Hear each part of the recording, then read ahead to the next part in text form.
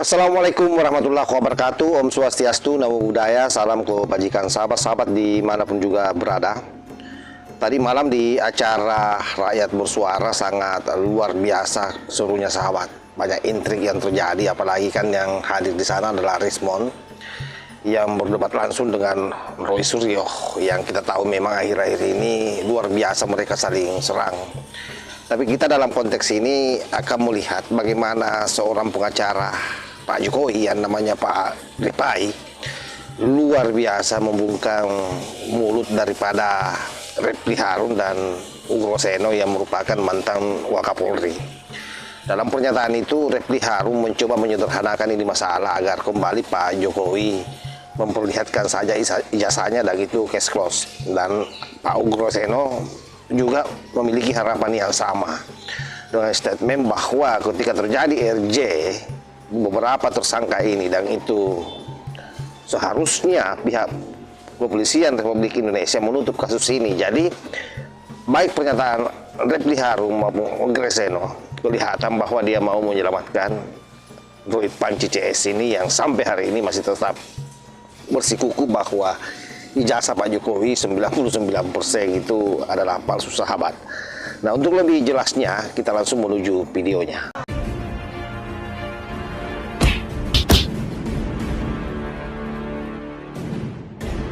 Saya mengatakan inilah jahatnya orang yang bernama Joko Widodo. Kenapa jahat? Dia membiarkan anak bangsa terpecah belah, mendebatkan apakah ijazahnya asli atau palsu. Palsu. Padahal mudah sekali untuk membuktikan. Palsu. Kalau dia asli, tunjukkan itu. Tapi kalau palsu, jangan dipotong. Saya setelah ini pulang. Kalau dia palsu, maka banyak sekali jalan berliku dan lain sebagainya. Embos lah, inilah dan lain sebagainya. Padahal kalau dia seorang negarawan, kita tantang malam ini, tunjukkan ijazahnya yang katanya asli, undang press conference, undang Roy Suryo, undang Rismond Sianipar, undang semua pakar telematika dan digital forensik seluruh dunia ini untuk menyoroti itu, dan kemudian mengadakan konferensi internasional membuktikan apakah yang ditunjukkan pada tanggal 15 Desember 2025 itu satu-satunya spesimen yang dianggap asli. Oke, saya mulai dari Bung Refly dulu ya. Jadi tadi kan beliau statementnya langsung ke Pak Jokowi dan seolah-olah menyalahkan situasi ini kepada Pak Jokowi. Perlu saya jelaskan bahwa ijazah ini sudah pernah ditunjukkan kok. Ya. Itu dia. Para terdakwa sudah melihat, para tersangka sudah melihat. Di Polda ya maksudnya? Betul. Oke. Faktanya selesai nggak? Tidak. Jadi jangan membuat simpel gitu loh. Kami juga tahu di belakang ini ada apa semua juga kita ngerti lah gitu lah. Cuma kan tidak semua harus kita buka, biarlah tahapan-tahapan kita selesaikan. Kedua, kalaupun ditunjukkan ya, memang bisa mata kita bisa melihat ini asli atau tidak. Harus disebutkan Pak Ripai apa ada. Anda jangan mengkonfirmasi, saya lagi ngomong. Ini cukup diam aja, diam kami lagi bicara. Bisa, tertib.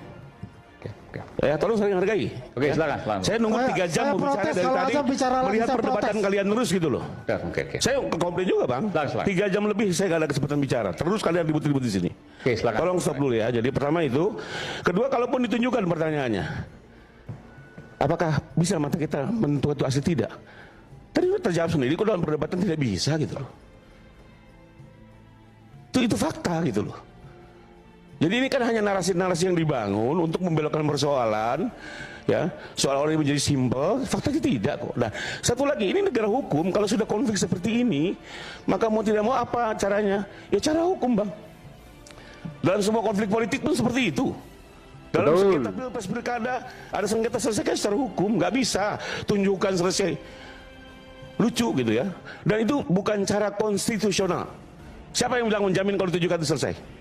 Nggak ada juga. Dulu dilapor di Mabes kita pernah nyampak sampai kayak itu tidak.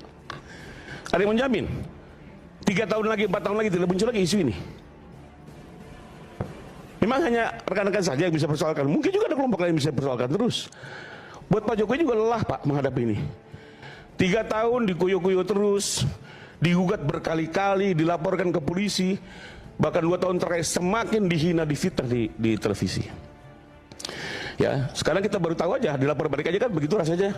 Pak JK juga kemarin merasa difitnah, merasa kan? Ternyata cukup sabar Pak Jokowi selama ini gitu.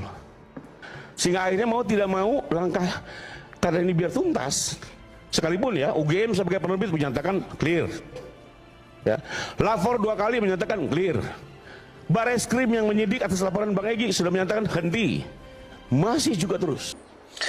Jadi baru kali ini pengacara Pak Jokowi betul-betul geram ya, karena biasanya Pak Rifai ini orangnya kalem sahabat ya. Mungkin karena sudah tidak tahan dengan apa yang diopinikan oleh para kucluk pemburu ijazah ini, terutama Refli Harun dan Ugreseno.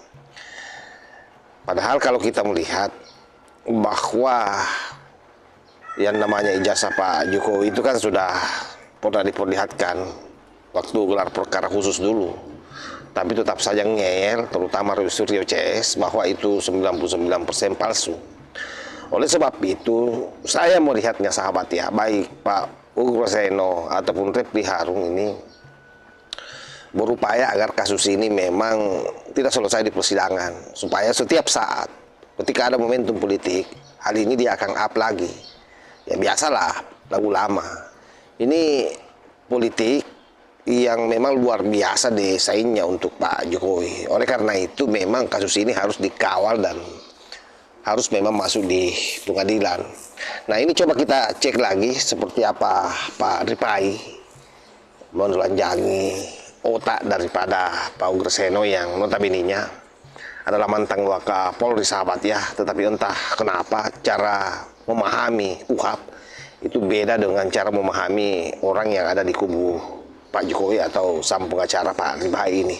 Ini kita lihat videonya. Diperbaiki lagi semua. Jadi fakta-fakta ini juga membuat pekerjaan penyidik akhirnya jadi agak panjang ya. Nah di sisi lain petunjuk-petunjuk kemarin kan dari jaksa juga cukup banyak yang harus dikerjakan dan itu membutuhkan waktu. Nah tapi kemarin setelah rampungnya berkas Bang Rismon keluar, akhirnya kan kejaksaan penyidik sudah mengirimkan lagi, tinggal kita lihat dari penyidik. Nah soal apakah ya kalau untuk itu saya beda pandangan, dan sebenarnya di forum ini pernah dibahas juga bahwa memang berdasarkan pasal 361A KUHAP itu menyatakan jelas tegas penyidikan yang berlangsung saat berlakunya KUHAP baru ini tetap diselesaikan berdasarkan peraturan lama. Jadi kalau jenderal melihat ini dari KUHAP baru ya memang kacamatanya yang berbeda gitu. Karena jelas di 361 Kalau KUHAP baru harus selesai kasusnya. Tapi karena ini menggunakan KUHAP lama, maka tetap menggunakan KUHAP lama. Betul. Oke. Itu jelas 361A, dan selama ini kalau kita lihat juga semua sprint-sprint yang lahir kan juga 361A. Jadi maaf, bentar. Boleh sebentar Bu ya. Pak. Boleh. Jadi gini, Pak Rifai ya. Kalau itu memang dikatakan 361 KUHAP huruf A tadi, kalau menggunakan KUHAP yang lama, Undang-Undang 8 tahun 81, nggak ada diatur RJ. Nggak ada RJ. Jadi RJ-nya menganut kemana? Ini memang dilematis, ada peralihan undang-undang ini dilematis. Jadi nggak ada seperti apa pasal digunakan 310, nanti disebutkan pasal. Kalau perkara itu mau RJ, seharusnya dengan undang-undang KUHAP yang baru, berkas perkara itu sudah siap. Bukan berkas perkara mau dibongkar lagi, sudah siap, sudah akan dikirim ke mungkin dosen pembimbing dan sebagainya. Nah, kalau sudah siap, penyidik menawarkan RJ enggak dengan KUHAP yang baru? Nggak bisa Pak, karena masih penyidikan ini.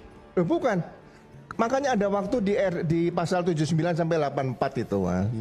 Waktu kesepakatan itu menyediakan 10 hari. Kemudian setelah ada kesepakatan bersama, diterbitkan SP3, dimintakan penetapan 3 hari maksimal ke pengadilan. Nah kalau sudah diminta penetapan pengadilan, apa bisa sidang?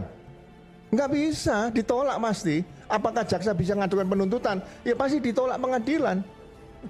Jadi KUHAP yang baru ini mari kita hormati bersama. Saya berharap setiap laporan polisi, sprindik atau SPDP itu juga masuk dalam SIPP, Sistem Informasi Penurusan Perkara.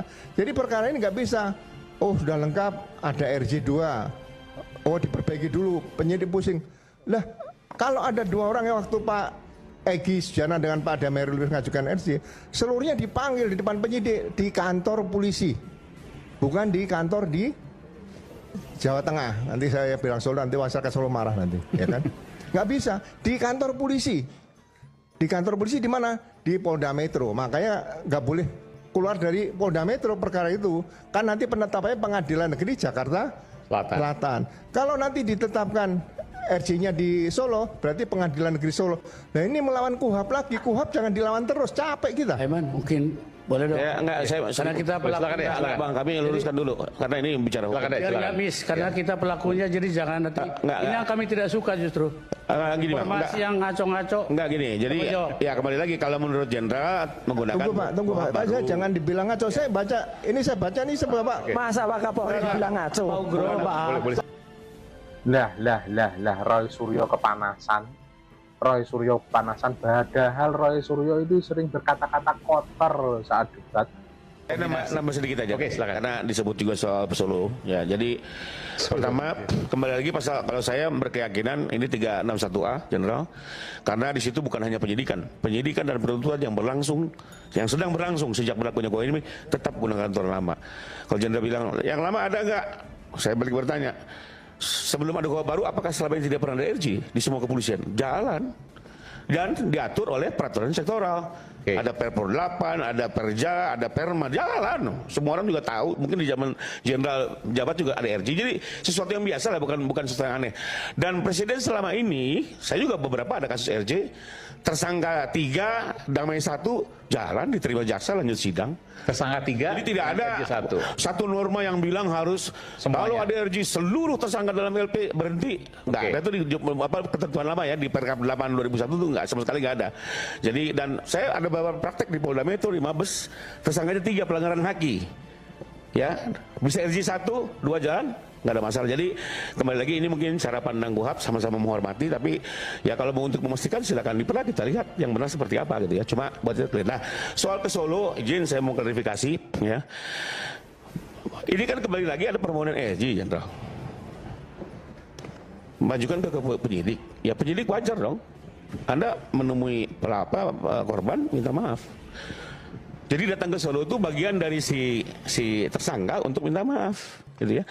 Masa lucu sekarang orang mau minta maaf, akhirnya si korban dipanggil oleh polisi, korban datang sini. Ini mau minta maaf, berarti apa? Polisi memaksa orang ini untuk memaafkan dong. Ada permainan seperti itu.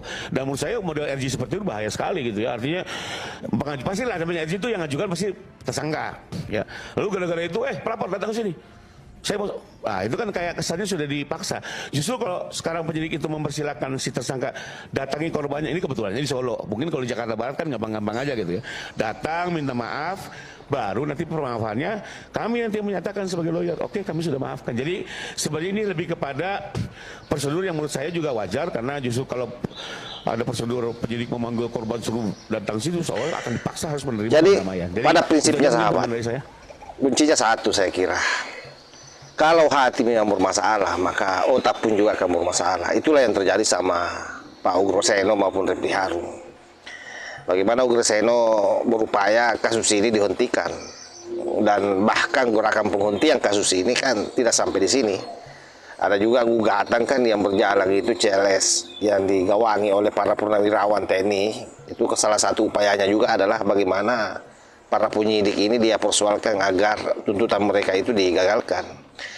Nah, tetapi lagi-lagi saya kira selama polisi on the track, ya jangan takut.